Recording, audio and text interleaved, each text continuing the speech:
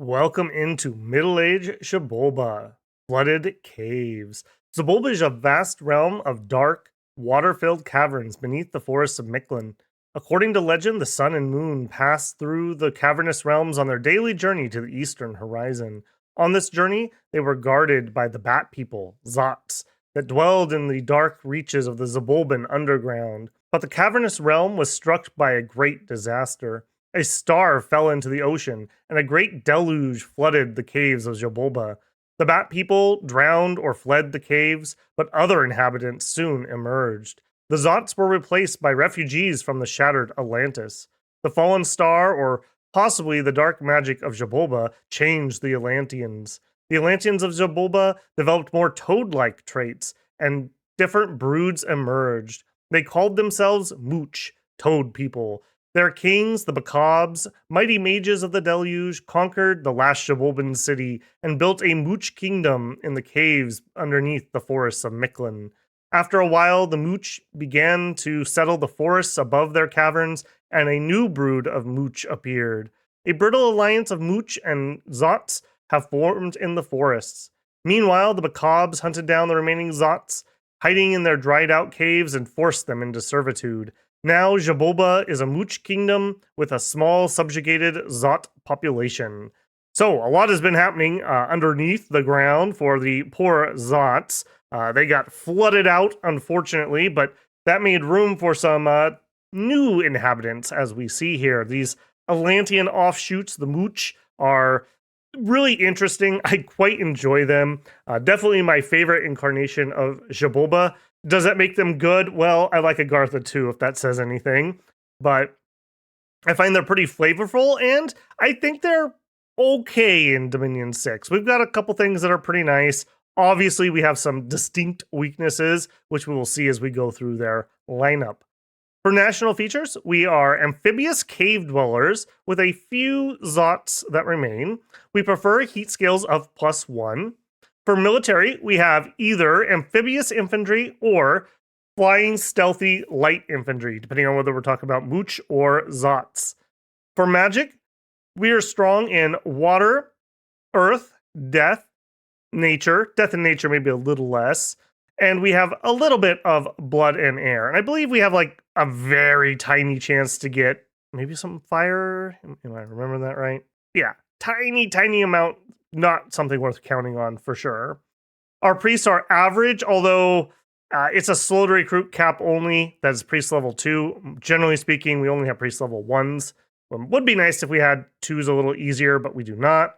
For scales and blesses, we get a sloth limit of +1 and a heat limit of +1.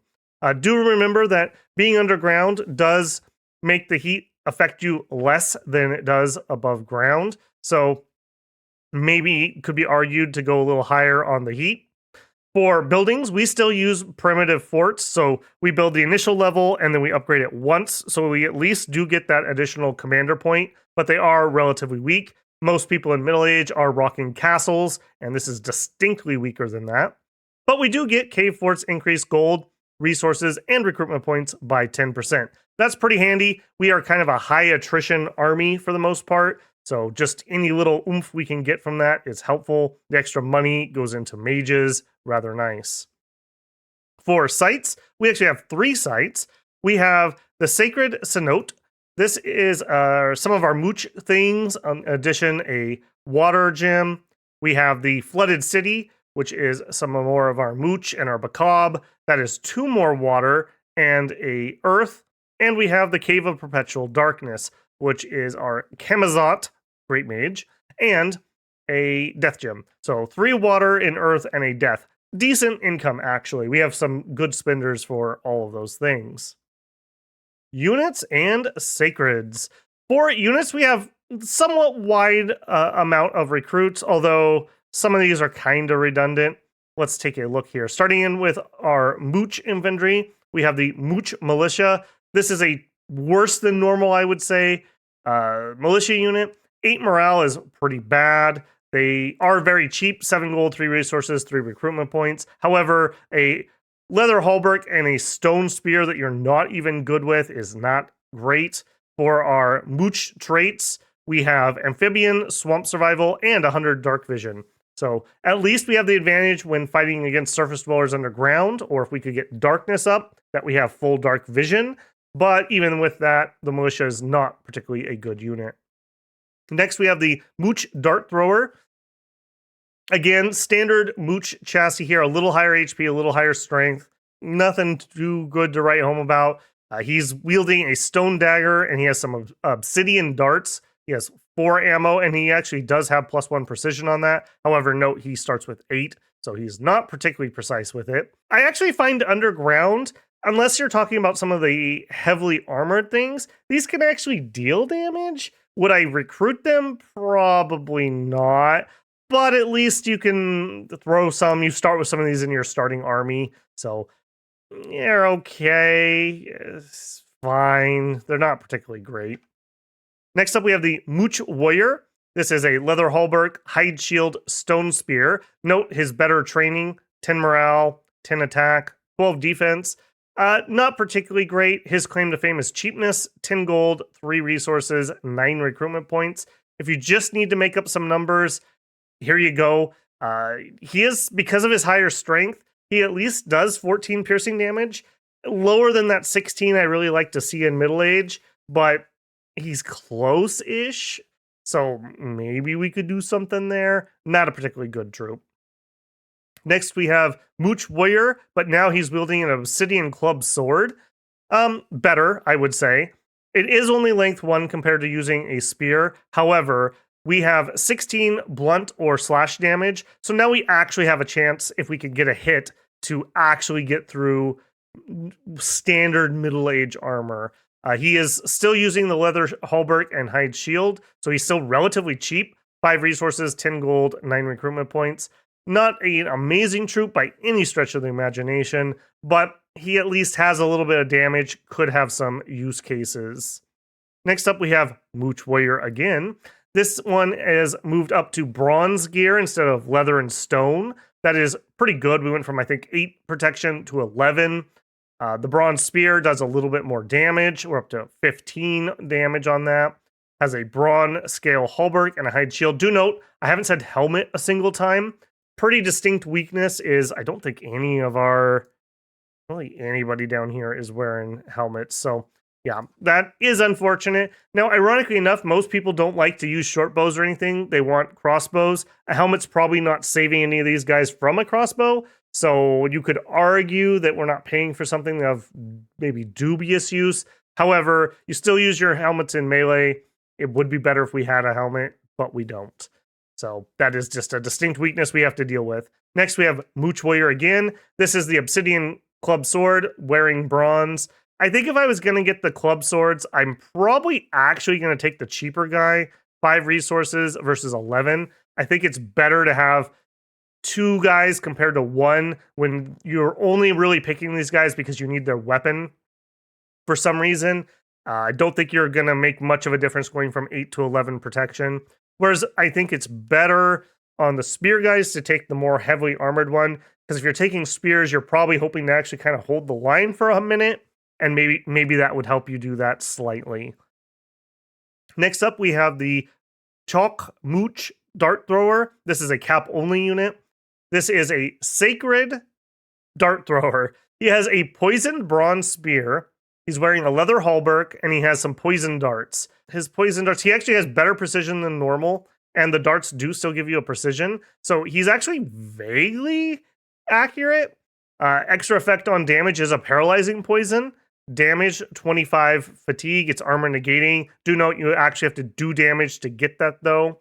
Unfortunately, it's reduced for large targets. Against naked cavemen, this actually isn't the worst, but they're sacred. We're not going to build a sacred brush around this. I don't think I would ever use these. I just don't see the use case when we could just bonk them with something else. So, unfortunate. They're kind of interesting and cool, but maybe if they were recruit anywhere or in any fort or something, they could see some play, but not as they are. Next, we have the Chalk Mooch Obsidian Warrior. This is another cap-only sacred. This guy is our poison-skinned variety. He has this poison skin, as did our previous guy, I should mention here. Has Poison Skin 20. Do note you have to have a reach 0 weapon to be affected by this, and bigger things are affected less. So that's pretty dang dubious. They're also poison resistance themselves. For the Obsidian Warrior, he has a poisoned obsidian blade. He's good with it. He has 12 attack. It deals 19 magic slashing damage and has that paralyzing poison. But with 19 slash damage, you're actually likely to maybe damage somebody and get some use out of it. I could see this being useful if you have an enemy super combatant or thug or god. If you can damage them, you could put them to sleep and then just pummel them to death. I do see maybe a vague use here. They have good morale. Their protection's 13, so it's not miserable. There's some vague use here. I could see that. But we also have this guy, who I think is the better one. This is the Wu Mooch. This is another cap-only sacred. Do note he's pretty pricey. 35 gold, 34 resources, 39 recruitment points. That's not really cheap, especially considering what we're getting. We have 26 HP. That's pretty good. Good strength at 16. Good attack value. Good defense. Good morale. Standard magic resistance. He has Sacred, Amphibious, Swamp Survival, Dark Vision. So basically just standard Mooch traits. He's also using the Obsidian Blade. 12 attack. 23 magic slashing damage is pretty darn good. He's wearing an Obsidian cuirass and has a hide shield. Not the best gear ever, but it does help keep him a little bit cheaper. I don't know why we are paying so much for some obsidian gear. I mean, 34 resources. These are ridiculously priced. But you end up with 16 protection. Note that's 19 on the body, but only 6 on the head. Man, if only these guys had a helmet on. These would be some really nice, really heavy medium or middle-age infantry. As is, I still think they're actually okay. Coming in with a high damage slashing magic weapon on an okay chassis, I think this is okay. I think this is all right. It's definitely usable for sure. Better than just a chalk standard human sacred, at least. We will talk about blessings here in a minute, and I do think these are usable. Next, we have Zot Warrior. Can be recruited in all forests and caves. Note, these are limited recruitment. You can only get 15 of them per round. No matter where it is, whether it's your capital, whether it's a forest, etc. But 15 is an okay number, and you can get them just any of those places, especially like you can see in the background here, in the caves. I could just swarm as many as I want. I just have to spread out the recruitment. Zots, of course, are weaker than humans, 7 HP, 7 strength. These are still size 3 because of their big wings. It'd be really nice if these were size 2, but unfortunately not. They are cold-blooded, hence we are probably going to want to lean into the heat. They have flying, they are stealthy, they have forest survival, they're blind, and they have a -1 patrol bonus. Do note, though, that because of their flying, etc., their patrol strength is actually 0.8, which is pretty good. We are a nation that could do some blood hunting, so having some nice, cheap patrol units is rather nice. Good unit. Stone Lance, unfortunately it's stone. It'd be sure great if this was at least bronze, but that's okay. Remember, on the Lance hit, you get a charge bonus for the first strike. These guys do okay. It's nice that we have some actually, I don't want to say good, but competent line holders that then we can flank on an hold attack rear with flyers. That's in comparison with, say, EA Xibalba, who doesn't have great line options. You kind of need scorpions or something. For these guys, you could just use your Mooch troops, and these guys can fly in. Not that it's underground is particularly different, but just in general, your attrition on these guys is horrific. So you're going to want to get a bat assembly line going where you're just bringing up entire swarms of these guys to replace the ones that have died. However, man, when you get that lucky fight where it's like, hey, they only had 2 leaders in the far back, and on round 3 I landed and killed them all, and we ended up losing like nobody because we just wiped out the command. Man, that's nice. Or even against like an ethereal mage in the back that we're sitting there whiffing away at. Well, he's not casting anything decent while he's trying to dodge all these bats bothering him. So actually really useful here, especially because we don't have to rely on Zot troops to actually win battles. So pretty decent. We also have Zot Warrior. These are obsidian club swords. 10 attack, and they do slashing and blunt damage. Generally speaking, I prefer the lance because the lance just hits harder. However, I will say lance has 9 defense. These guys have 10. So in theory, they hold up a little bit longer. Do note they both have horrible morale at 9. So I generally go for the stone lances first, and only if I really desperately need some more Zots do I get these guys. So that's at least my theory on that one. Next, we have the Mooch Jungle Warrior. This is a forest recruit. He's not particularly great. Leather Halberd, Hide Shield, Obsidian Club Sword. But he gives you somebody you can recruit on the surface without needing a fort up. And they're okay. They're okay. They're not great, but like I said, you can at least get them out of all forests. I don't believe that they are limited recruits, so whatever you can afford in that forest, you can get. Of course, if you actually build infrastructure, you could recruit maybe your better troops, but for just a recruit anywhere guy, he's okay. Next up, we have the Lakam Ha Warrior. This can be recruited from all underwater forts. Do note, we can build underwater forts. Great advantage. It sucks trying to take somebody out in the water as a non-water nation if they can build forts, because you're already on shaky ground. Anything could go wrong. They could assassinate your leaders that are giving you air breathing, or etc., etc. These guys aren't particularly great. They're wearing shark skin armor. They have a net and a stone spear. In the right circumstances, though, just having some nets is really nice. If the enemy is using some elite glamour troops or elfie type troops, being able to net them and then bonk them down with some of your better killy troops is actually really valuable. Finally, we have the Lake'em Warrior. This is the same guy, but now he has a turtle shield and has a stone spear. I don't know. I could vaguely see getting some of these, but I think in general, I would stick with the net ones. I'm pretty sure I didn't test this in this game, but I seem to remember you can get your normal warriors in underwater. So if that is the case, then I'm even less sure why I would care about these, but it's fine. It's fine. It's nice to have troops that don't have to worry about iron rust or anything, no matter where we are recruiting them. Heroes, Commanders, and Prophet. For heroes, we have the Grandmother Earth, a very nice sacred mage here. 2 water, 2 earth, 2 death, 4 priest levels. She has aquatic, fear, fire resistance, cold resistance, dark vision, and she's an inspiring researcher. Comes in with a basalt club and a bite. Absolutely stellar unit here. 200 leadership is really nice. She's size 8, has good HP. Very, very cool. If I got her, probably would research a little bit maybe, but I would want to get her out and on the field. Get her some armor, get her a hat. I do believe the hat will probably take away her bite, but I would want to protect this. So valuable. Note, 15 protection without any armor on. So you're going to be able to put a self buff and some armor. She's like super combatant levels.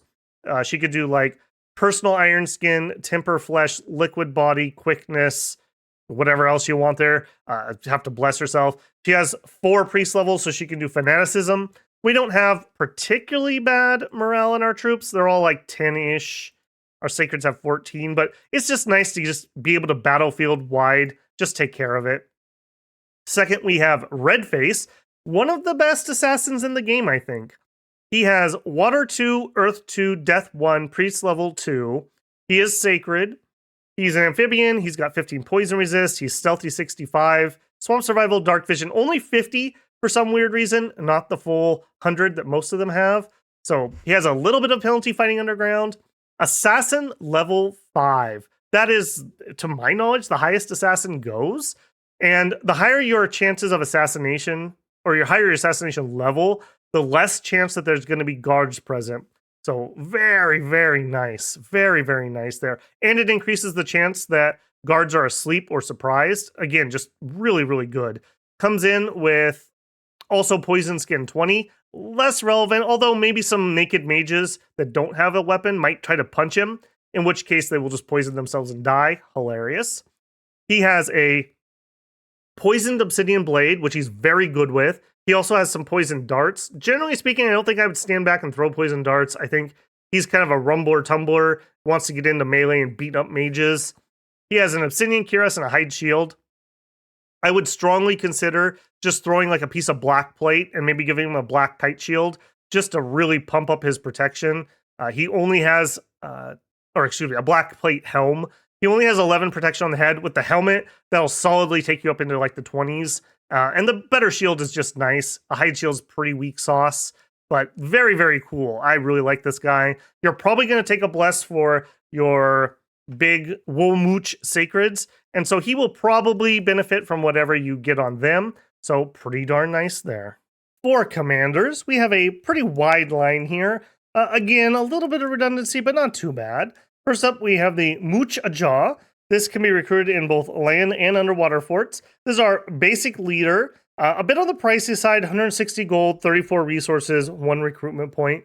He's a priest level 1 sacred. Amphibious, Swamp Survival, 100 Dark Vision. He has 100 Leadership. He is perfectly fine. It's nice to have formations. It is a sacred. He can help you get some blesses out. He's totally fine. Next, we have the It's. This is a mage. He has Water 1, Death 1, does 9 research for 72 gold per year, so he is efficient, wielding a stone dagger. I don't think we get very many of these guys. We have a more efficient mage. We have these exact same paths. Yeah, I'm not 100% certain why I would want to pick up one of these. They are 90 gold, which is dirt cheap, especially compared to the Aha. Can also be recruited in land and underwater forts. This is a Water 1, Earth 1, Priest level 1. So we have to pay for that Priest level. So that's 140 gold for the initial recruit here. But if we look at the upkeep, he's only 56 gold per year for that same 9. So 20 gold cheaper. So if we only got 3 of these guys, let's say, we're already saving 60 gold in upkeep for the same amount of research ability. So that would be, we could afford another one, and that would finally take us up higher on the upkeep cost. So very efficient mages. Well, I shouldn't say very. They are efficient mages. They're perfectly fine there. This would be what I would get for research mages. We have a little bit of stuff we can do with a Water 1, Earth 1. Not the best pathing, unfortunately. No randoms or anything. Next, we have the Mooch Kuhul. This also can be recruited on land and underwater forts. A better mage, he comes in with Water 2, Earth 1, Death 1, Priest level 1, and a random of Water, Earth, Death, Nature. So we could have a Water 3, we could have a Earth 2, we could have a Death 2. All usable paths. A little wide, unfortunately, and there's not the best crossovers here. We have a better mage for crossover paths, but he's okay. 162 gold upkeep per year for 15 is not efficient. He also has Gift of Water Breathing. So he can be somebody who could help you get some land troops underwater. I don't think we really need that per se, but maybe you've got something that you found that was super helpful underwater, and he can bring down a decent amount of them. Do note he also has some magic leadership and some undead leadership. So if you're using anything that needs that, this guy could do it for you. Next, we have the Chok Mooch Assassin. This is a cap-only Sacred Assassin. Those are always pretty fun and cool. I don't particularly think you build a bless specifically for him, but if you did want to use a couple of these, he will probably benefit from the bless that you design. He's got Assassin level 1. He's got that Poison Skin, Poisoned Obsidian Blade, and a Poison Dart. It's a pretty darn good assassin weapon. Slashing 19 magic damage, and it's got the paralyzing poison on it. You're probably not going to have too many things survive that first hit, but if they do, they'll take a chunk of fatigue on him. Usable. Better definitely than like a human assassin, although do note, no helmet, no shield, 16 HP. Attrition might be a little high here. They would sure like a bodyguard of some sort, some handful of acorns or a skull talisman or something. That would help them out quite a bit. Next, we have the Kamazot. This is a cap-only and cave recruit. 230 gold is expensive, but you get 2 death, 1 blood, and a random of air, earth, or blood. Very, very nice there.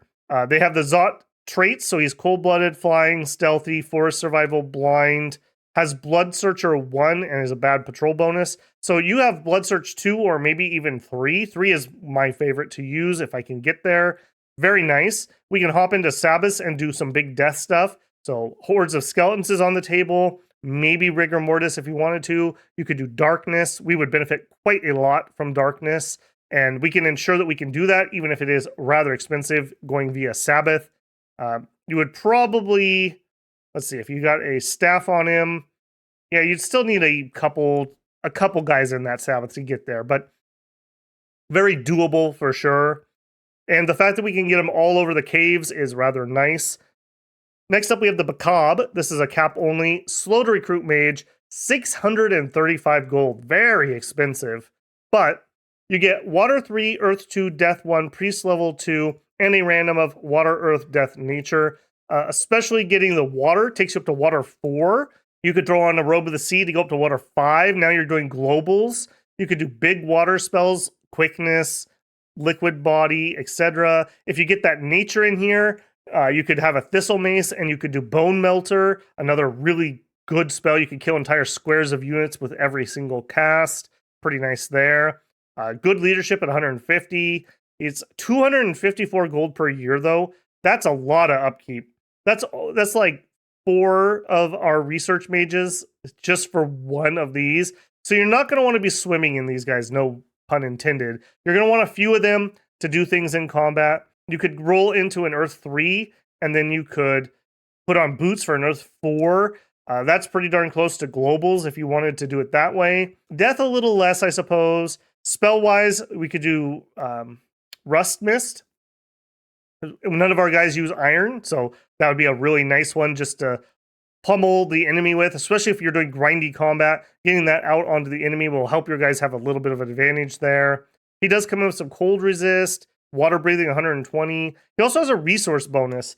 It's unfortunate they're so bloody expensive. I would not want 4 or 5 of these guys sitting around to provide resources, but if you have a couple, just for other reasons, sure, why not? That's a couple extra troops maybe. It's fine. Very expensive mage, though. I should note that every single one of them can cast Falling Frost just for sure. However, we have cold-blooded troops, so we probably don't go cold. So a little less effect on that, unfortunately. Next, we have the Mooch Scout. This can be recruited in all forests. He is just a basic scout. He does have the Dark Vision, Swamp Survival, Forest Survival, Stealth, and Amphibious. So we have an Amphibious Cheap Scout. Great, love to see it. We have the Mooch Batab, can be recruited in all forests. Bronze Hatchet, Scale Mail Hallbark. I think that, yeah, that's actually iron. So that's a very oddity. That might be our only piece of iron gear in the whole nation. And a Hide Shield. Not the best leader. You're probably getting him only if you need to move around Jungle Warriors. But if you do, sure. We have the Zat Batab. This is all forests and all caves. Again, not the best leader. He's only got 75, but he's a flying leader. So you'll probably have a few of these guys ferrying around your Zots that you are recruiting. They're also a really cheap commander to build your forts. They're only 60 gold each for resources. Fine, they have a use. And we have the Way. Can be recruited in all forests and caves. This is a Nature 2, Blood 1, and a 10% of Fire, Death, Nature, or Blood. So don't count on that. But we have a Nature 2 natively. That's nice. We can build ourselves a Thistle Mace that takes us to Nature 3. Do some pretty nice spells with that. They do shape-change into a Jaguar. I believe the Jaguar also has stealth. They are stealthy. They have Blood Searcher. So not bad. Not bad. This is a very usable mage. Having some nature gives us bark skin, eagle eyes, gives us webs, vines, tangles. Very good. Note that you probably want to use your earth for buffs, but the high-level earth mages are really rare. So maybe these guys could do the bark skin, and then your other mages could do like giant strength, or weapons of sharpness, or temper armor, those type of things. So I think ways are very usable. Pretty pricey though, 200 gold, and they cost 160 per year in upkeep. So you're not gonna have a ton of them, but they are very usable. They also get you into Sabbaths, and then they get nature into Sabbaths, so you could do personal regen and put that on your Sabbath slaves. Do note, very low HP though. If you're starting to burn out your Sabbath, it's probably going to burn out anyways. That's only going to give you like 2 regen or something. So be careful with that, is I guess the long short of it. Overall, decent lineup, decent mages. We have a cheap researcher, great to see. Our main commander is a priest. That's okay. We have a big mage, but he's slow to recruit, cap only, and he's very expensive and has high upkeep. So a lot going on there. Who would I make my profit? I'm probably going to make a Mucha Jaw my initial profit. After that, I would maybe consider a Macabre. They are so bloody expensive. Being able to wipe out that might be worthwhile. But then again, as always, if he's casting holy spells, he's not casting his other spells. So I'm not the biggest fan of doing that. That would give you a beast of a combatant, though. I'd also like to call out both our Macabre and our Much Kuhul are decent light thugs, I would say. We can give ourselves Personal Iron Skin, Temper Flesh, Quickness, Breath of Winter, Liquid Body, just off the top of my head right there. That's not bad, especially if you have a decent Bless. These guys can make okay little thugs. They can regen 3 HP at base, give them an armor and a hat and a shield, so maybe a little expensive there, but they could do some work. As for national items, we have no national items. As for national spells, we actually have a decent little amount. Starting in Thaumaturgy, we have the soul line of spells that Xibalba gets. Some of these are easier for us to do, some of them are harder for us to do. We have at level 2 Thaumaturgy, break the third soul. Nope, we do not have easy access to air. But if we found, let's say, an indie with air 1, this is okay. This gives you 20 magic fatigue damage that's armor negating. Note here, it doesn't say magic resistance negates. It's very precise. So against like a thug or a super combatant, we actually could put them to sleep pretty efficiently with this. Next up, we have Break the Second Soul. This one gives us a limp on the target. This is an Earth 1, something we could spam on our cheap research mages. Gives them some value. A limp itself is not going to do too much in combat, but if the enemy wins, they have a limp. Or maybe you could limp their god or something. Could be decent there. Do note that that is not a save. If you hit them, they get a limp. Next, we have Break the Fourth Soul. That is Death 1. This one is... This curses them with bad luck. That's just curse. So they're more likely to take permanent afflictions. Again, against big, hard targets, could be a pretty nice little spell to be able to get. It's rather unusual in Dom 5 to be using lots of curse stuff. It was a lot more common or uncommon in 6. It was a lot more common in 5 because of lizard shamans. Ethereal beings do not cast shadows and are rarely affected. Do note that. Underground has a decent amount of ethereal garbage you're fighting.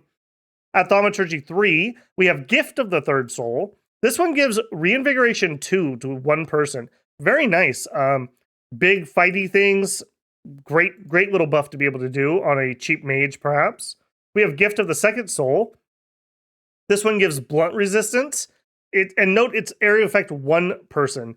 How often is that going to come up? I don't know, but it's okay. Unfortunately, the AI could spam this, but it's completely irrelevant, so that's a little sad. Next, we have Gift of the Fourth Soul. This one grants luck with a Death Mage. That's kind of cool. Decent precision. It's only one person, unfortunately, but if you have a Death one that has nothing else to do, that's an okay thing for them to spend their time on. In Blood, we have Break the First Soul at Blood 2. This one gives them... It makes them bleed and gives them a disease. Note that you have to have blood, so undead and inanimate beings are not affected. Profuse bleeding is very dangerous to like thugs and whatnot. Unless you have enchanted blood, I don't think there's much else that really affects that. So that could be quite the killer little ability. Do note it's magic resistance negates on the disease, but I don't believe you can negate the bleed. So this could be pretty darn brutal. And it's nice to have a blood combat spell that doesn't require any blood slaves. So nice to be able to have that. And at 3, we have Gift of the First Soul. This grants regeneration. Again, just really nice to have a regen spell. It's only Blood 1, so relatively easy to get out. If you could find some sort of Blood 1 indies, which exist but are very rare, great spell for them to be able to spam for you. Unfortunately for us, anything that has blood also has other paths that they would like to be using, so maybe a bit of dubious effect here.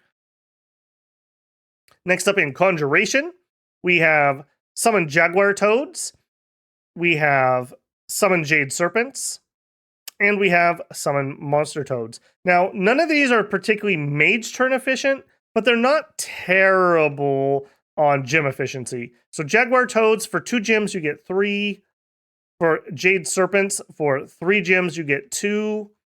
And for Monster Toads, for 1 gem, you get 1. So this is going to require an entire Ways turn to get 1. But they're not terrible, and all 3 of them are sacred. So depending on your bless, your mileage may vary. I think they are good enough to probably use. Let's take a look at those chassis. Monster Toad gives us a big boy. He is size 8. This is the high-end summon. He's size 8. He has a Poison Cloud 5, 8 protection normally, big 20 poison skin. They're undisciplined. I like these guys. Be wary, none of our troops natively have poison resistance, or most of them don't. So you watch the friendly fire on this. They are undisciplined. We don't have tight rain, unfortunately. But this could be a nice little surprise for somebody. Let these guys run way ahead of the game. Note they have trample, so they're going to trample in and get that poison cloud nice and spread around. Maybe just like 5 of these guys. Let them rip right off the bat, whereas you stand back and hold an attack, get some buffing up, etc., etc. I think they're all right. Jaguar Toads, similar but much smaller. They're only size 4. They do have a poison spit, so sometimes they'll do a ranged attack. They do have trample. Again, okay. I think these are probably the lesser of the 3. And we have Jade Serpents. I like Jade Serpents quite a lot. They're water gems, which don't have the best summons normally. These guys give us standard effects, so +1 morale. Again, we don't have horrific morale problems, but just having a +1 for everybody is rather nice. They do have poison resistance. They are cold-blooded, forest survival, swamp survival. They are animals. They're size 8, so they're pretty big. They can push their way to the front. They have a venomous feint attack that they're decent with. They have death poison, so if they damage, and they hit hard enough, they probably will, they can do 35 magic poison damage. Pretty darn nice there, actually. Love to mix these guys in with my lines. Do note they require 2 water, so you're going to need that more expensive mage to be able to get these guys out. I do think it's worthwhile, though.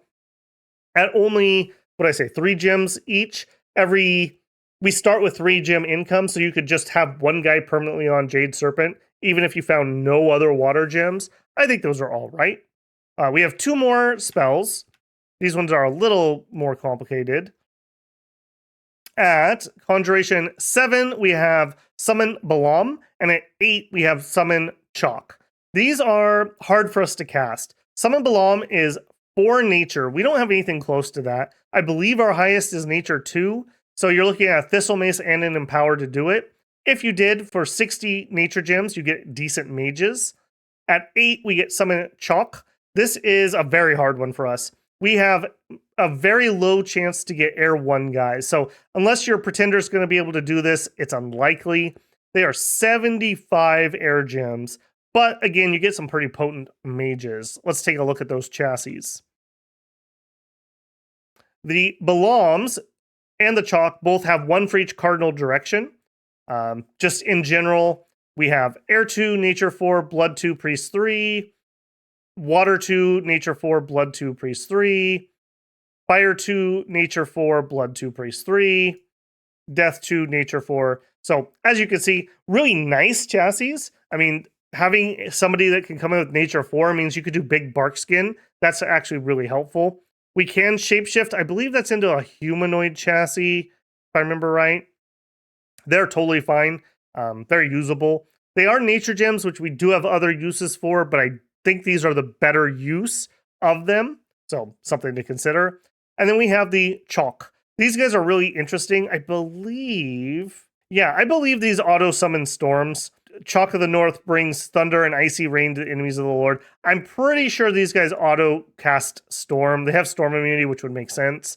So this one has Air 4, Water 3, Priest 3, Air 4, Water 2, Nature 2, Priest 3, Fire, Air, Water, Air, Water, Death. So really nice mages. Very, very hard for us to cast. But if you did, that would sure be nice. Note that none of them have blood, unfortunately. So you can't easily do Storm Demons. If you got to the point where you were getting these guys, though, I would strongly like to try to do that. We have a decent blood thing we can get going. We have no native or like unique blood spells, so Storm Demons would be pretty decent. That's going to turn off our flyers anyways. I think that could be pretty interesting. So overall, some nice, easy, usable ones, and some ones that are harder to do, but really good. I think that's a decent mix of things there. For other magic, things you'd want to consider, summon water power, summon earth power are both pretty decent from conjuration. We have a slew of other things we can do. We do have a little bit of death access. We could look at Banes, etc. if you wanted to do some thug stuff with those. We could do Voice of Tiamat if we get underwater. That could help us find the air gems for the chalk. That also could get us some fire gems, which we don't natively have access to. Just generic summons for the most part in here. Note, we don't have any glamour access, unfortunately, so that one's a little bit out.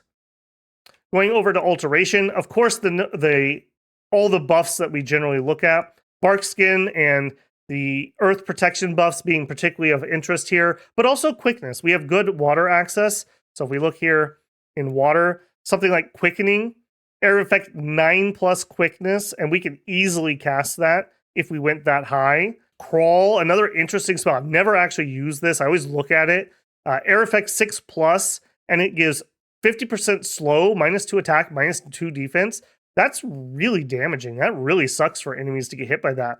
We have Wave Warriors, Slash Blunt, Pierce Resist, gives us Wound Fend, lowers our strength, but our bigger troops are okay on strength, a little lower combat speed.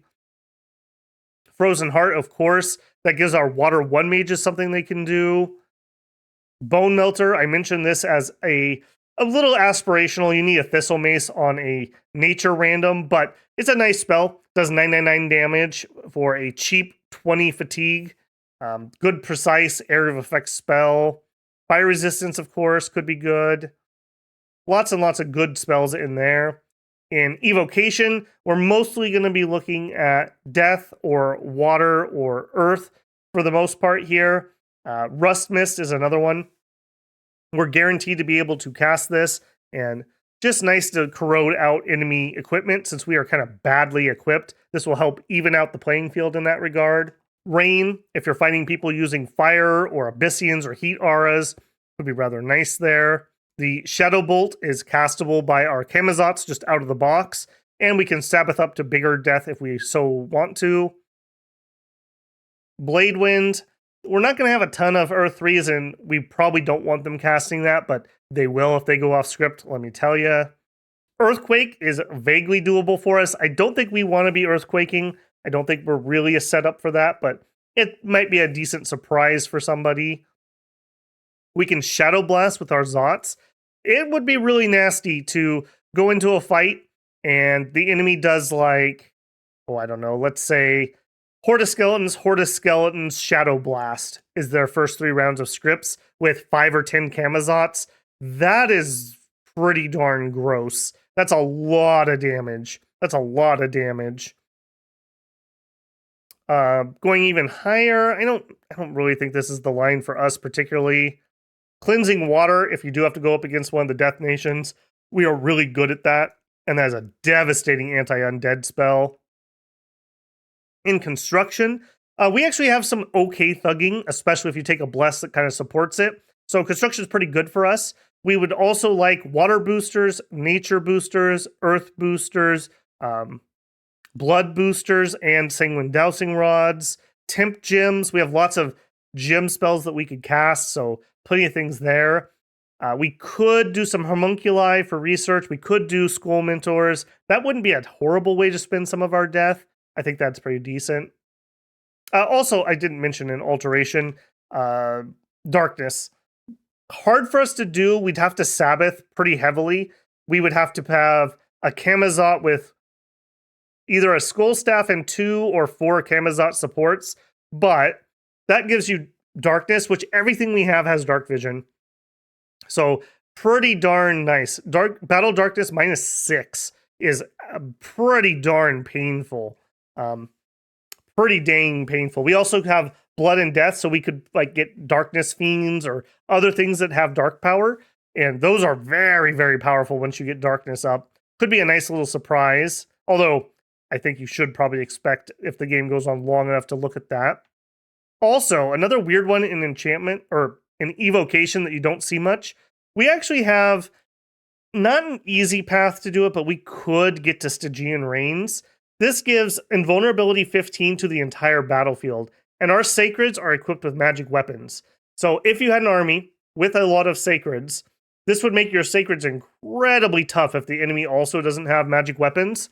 Meanwhile, you would just cut straight through that. So could be interesting in the right circumstances. In enchantment, this is one of the better lines, I think, for us.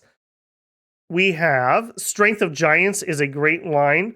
Poison protection can be useful for us. Animating skeletons, of course, going all the way up to Horde of Skeletons would be the ideal for us. We are kind of slow, so Gift of the Hair is actually kind of useful for some of our slower units.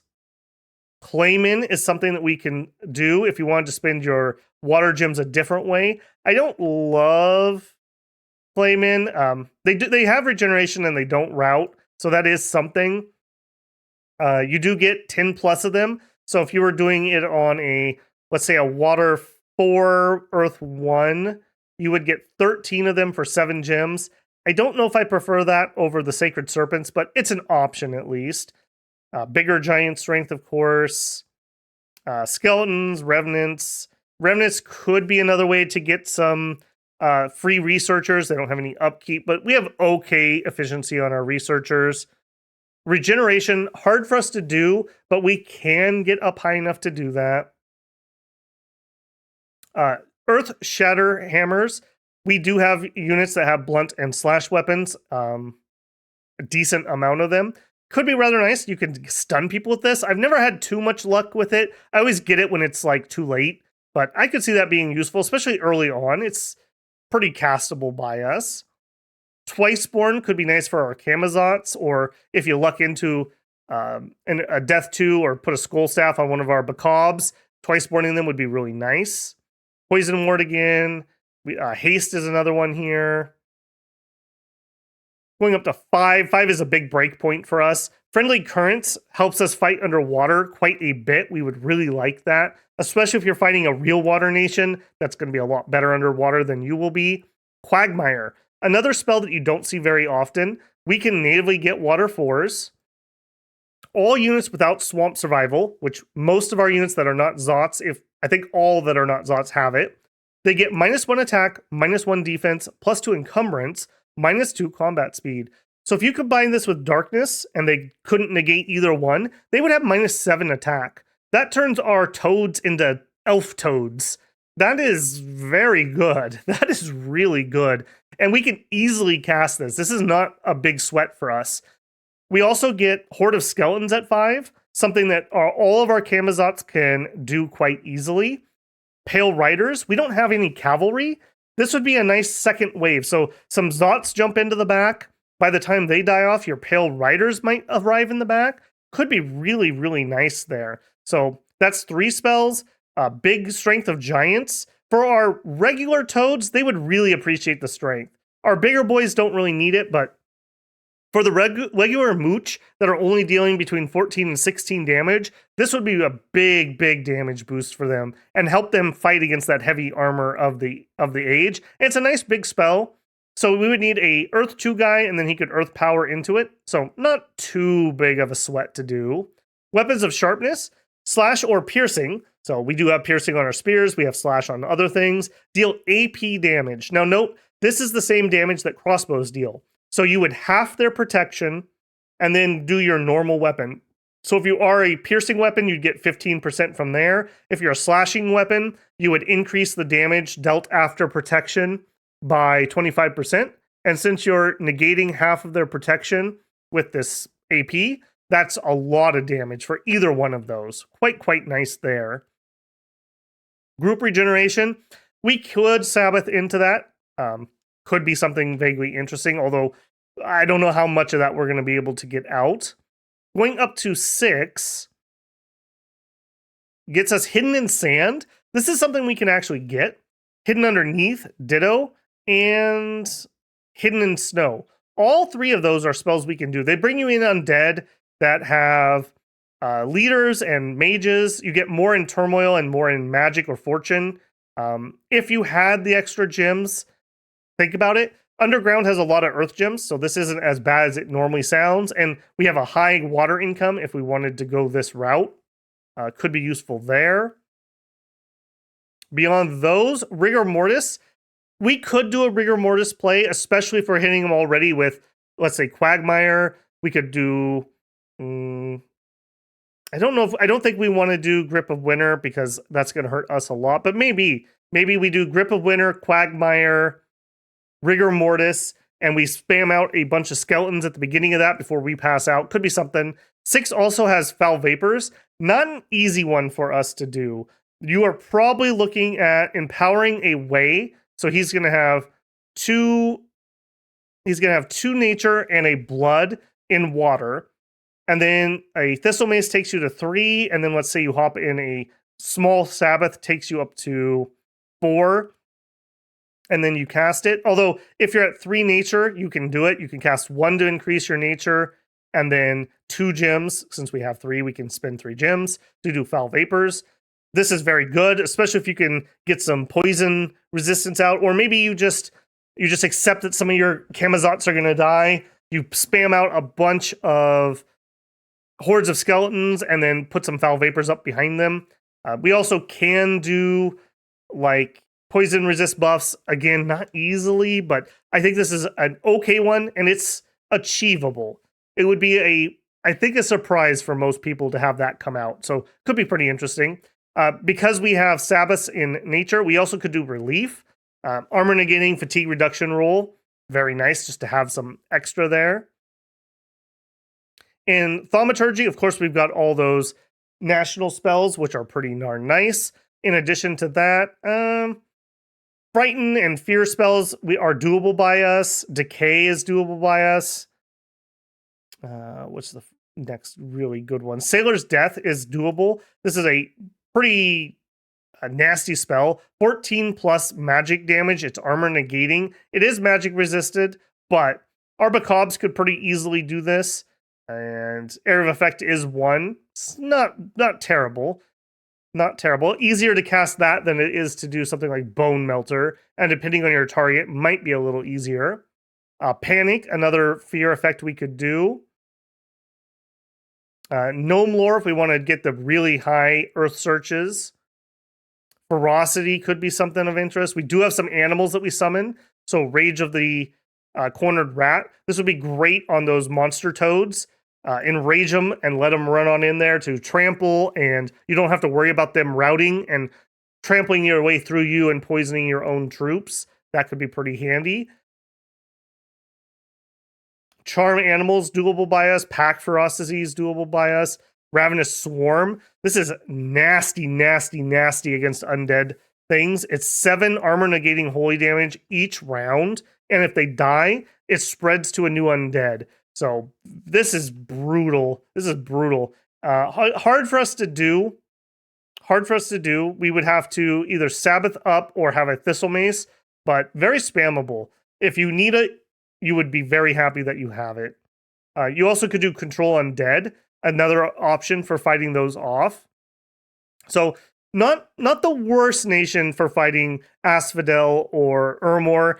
We don't love it, but we could do it if we had to. At least we have some mages that have the right pathing to get in there. Wither Bones, here's another cool one you don't see too often. 16 plus damage, it's armor negating. Magic resist for half. Note that it is damage 16 plus. So you could have a Kamazot with a staff or a very small Sabbath. It's a decent size. Could be really nice. I swear, doesn't that also... doesn't say it here. I thought that also gave limps, but I guess that's bone grinding. So not in that case, unfortunately. And finally, in Blood Magic, we have the standard stuff. We have those 2 attack spells, but other than that, we don't have any special blood. I think things to look for in here, shadow things that have dark power, because we like to do darkness. I think that's pretty high. Of course, Sabbaths, we would love to be able to do that. We could get reinvigoration into our Sabbaths. So on round 5, generally, you have one of your mages do this, and it removes all fatigue. In a Sabbath, that would include the Blood Slaves, or the Sabbath Slaves. Could be kind of nice there. We could do something. Now, remember, we only have blood ones, really, but we actually have pretty efficient patrollers and pretty efficient searchers. We can get a blood economy going. You can empower. Blood fiend or fiends could be nice. They are disgusting in the darkness. Crossbreeding, maybe. I mean, we have the pathing for it. I'm not the hugest fan of that, and I'm probably not taking the scales that make it better, but it's a thing. You definitely could do it. Blood Feast could be useful if you have a god with some blood that gets afflictions. You could wipe those out pretty easily. Bloodlust affects our demons if you're using them. Blood Fecundity. All we would have to do is 1 blood and power, and we could cast this as a way. I would strongly consider that for one of my guys. Blood Fecundity gives you +2 growth, and we could easily do that. So we could spread some forests. Remember, we have some forest recruits. Or we could just use that for extra growth in our cities. Just get that population up. Helps counteract the blood hunting we're probably going to be doing. A way with a thistle mace gives you dark vines. Dark vines are not terrible. They're all right. I like those. Beyond that, I think we're kind of getting where it's going to be rather difficult for us to cast these things. Reign of Toads, another one maybe you could get to. This is +40 unrest, +3 misfortune, and does disease.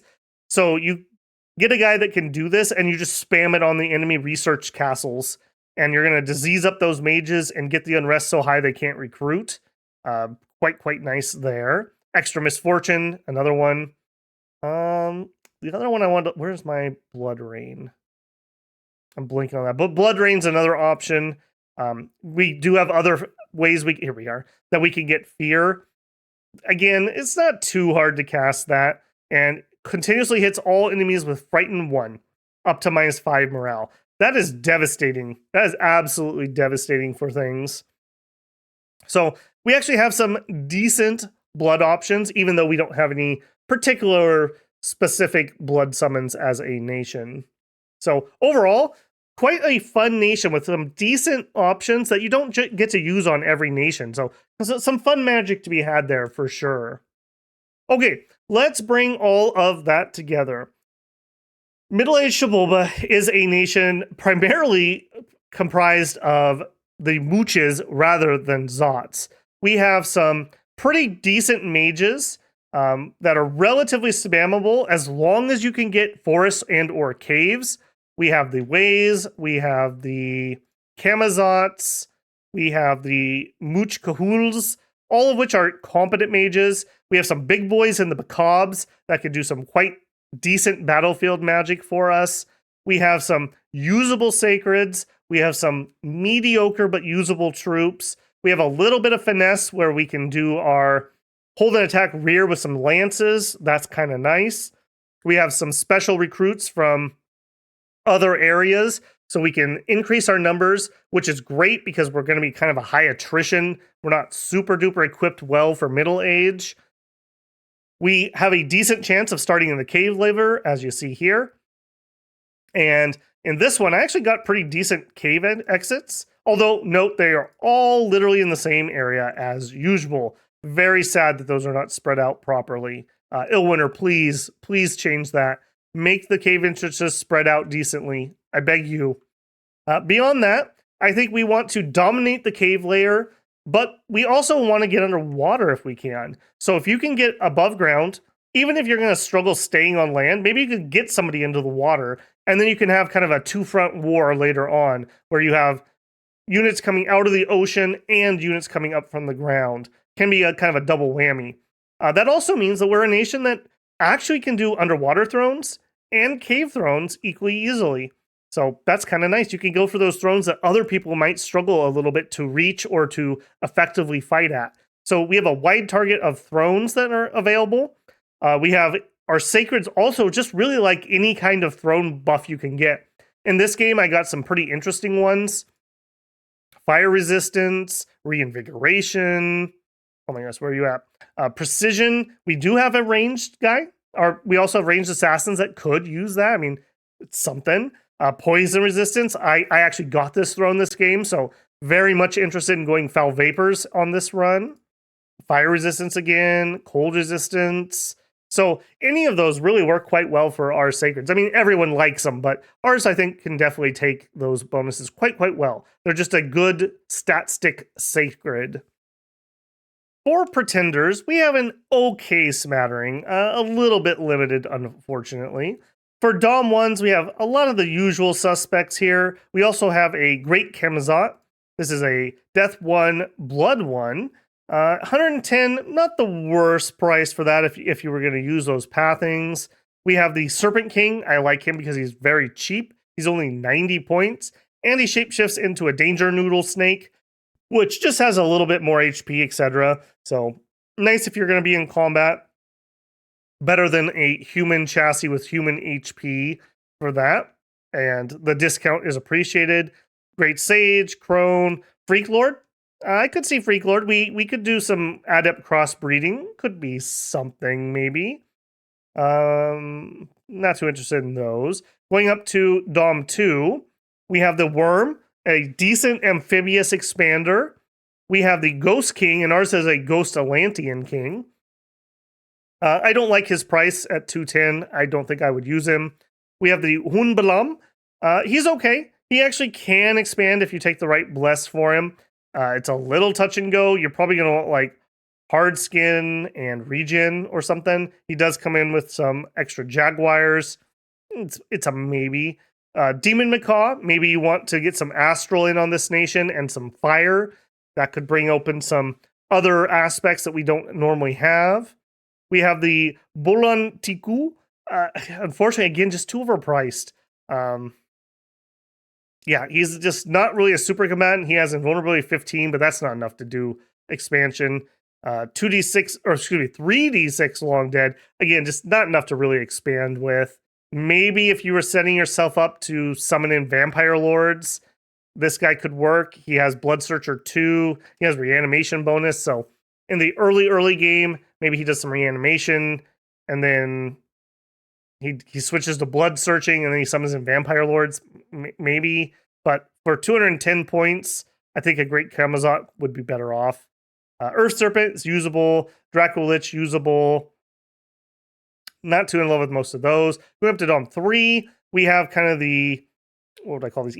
Incan gods, I guess. The New World gods. Most of these I find way too overpriced. 270, 230. I do like the Teto Inan. I think she's interesting. Turmoils, we probably want a little bit of order or neutral because we're going to be blood hunting, but this isn't the worst. Some extra growth maybe could be useful, and the pathing's okay. You could do larger, you could do regen, you could do blood surge, you could do enchanted blood. Usable. She's okay at expanding too. She comes with a piece of gear, but not enough. I would want to put actual gear on her. Comes in with 2d6 horned serpents. Okay and usable, I would say. Again, though, just so bloody expensive at 280 points. Other ones here. You do have Dagon, 320 points. This is just so overpriced. I think it's because of Grab and Swallow, but I don't think Grab and Swallow is worth like 150 points or something. So I'm not a Dagon enjoyer. Going up to Dom 4, we do have the Crystal Soul. I do actually find this vaguely interesting because it gives you a sight that gives you a glamour gem. So if you go with Dormant or Imprisoned, you could build up some glamour gems and then he could come out and do something with that. So vaguely useful. Monolith, of course, can be nice. Geyser, if you wanted to do quickness, this is probably Geyser or Oracle's probably your cheapest quickness buff. I don't think we're particularly great for quickness, unfortunately, but it's an option. Statue of the Bloody Mother, it's kind of cheap, I will say. 170 points isn't too bad for what you get there. If you want that nature in, if you didn't care about the nature, maybe going with the Fountain of Blood would be better. Just go with like Blood Surge, Enchanted Blood, kind of a cheapy budget bless, and then your Blood Fountain can do some research, do some blood hunting, could be something. Let's take a look at a couple pretenders that I designed here. All right, we have Wife of Snakes, an okay one. She comes in with Larger and Enchanted Blood. Now, I really actually like regen on this nation, but I just can't afford it on her. Note that she's awake, so I went 6 Dominion, 2 Heat, and a Misfortune, and I got larger and Enchanted Blood, and she's awake. I don't think we need an Awake Expander. Do note, she doesn't have Dark Vision, so we're likely to start underground, so that's a little bit of a problem. Not the worst thing ever. She's gonna need some gear before she can go out.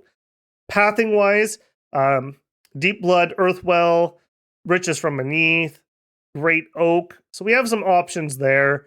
I didn't end up liking this one too much. Next one, we have Deep Noodle. I like this one a lot more. In fact, I think I'm going to do a revision here. I think we go Heat 3. Because we're mostly underground, we're not going to be as affected by that. So Heat 3 and either some more Dominion or Heat 3 and maybe a Magic Scale. Magic Scales, remember, in addition to giving the +1 research, they lower your fatigue when casting. That helps out on Horde of Skeletons quite a lot. And we would like to cast a lot of Horde of Skeletons. Beyond that, he also brings in a couple other utility things. He has Air 4, so we can summon in Chalks if we get some air income, which we're not guaranteed or anything, but it's nice to have the option. He has 4 Earth, and he can wear boots when he goes to human form, so he can get up to 5 for the various things. He also has 3 Glamour, so I could do Gnomes. Gnomes would be better access to nature and Earth, and it's just nice to do that. Get those Earth buffs out and not have to use a big, expensive Macabre to do it with. Beyond that, Larger's nice just for our Sacreds, just gives them more HP, gives us more attack, gives us more strength. We regen, of course. We regen 4 on our bigger Sacreds.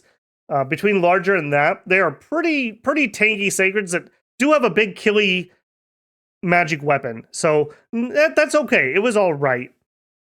As I mentioned, I think because we're going to have an underground start most likely, and we do have +1 heat, I think I would revise this guy up 1 more. In fact, let's do that together here.